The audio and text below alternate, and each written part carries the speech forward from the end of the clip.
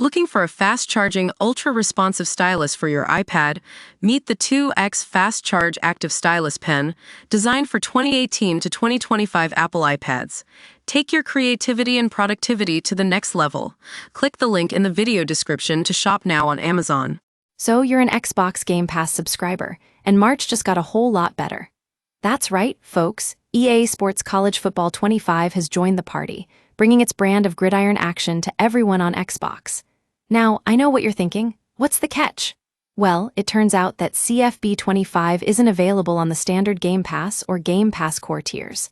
That means if you want to play this massive hit, you'll need to upgrade to Game Pass Ultimate. Now, I'm not gonna lie, $19.99 a month can be a bit steep for some of us. But let's put it into perspective with College Football 25 and the solid lineup of games coming up in April, it might just be worth it.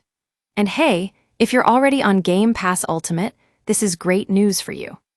But what really gets me excited here is that this move by Xbox could potentially show us a shift in how Microsoft approaches Xbox Game Pass.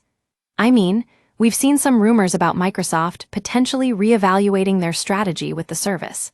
And now, EA Sports College Football 25 joining on the more expensive tier, that's a pretty big deal. Now, I'm not saying that this is the end of Xbox Game Pass, as we know it.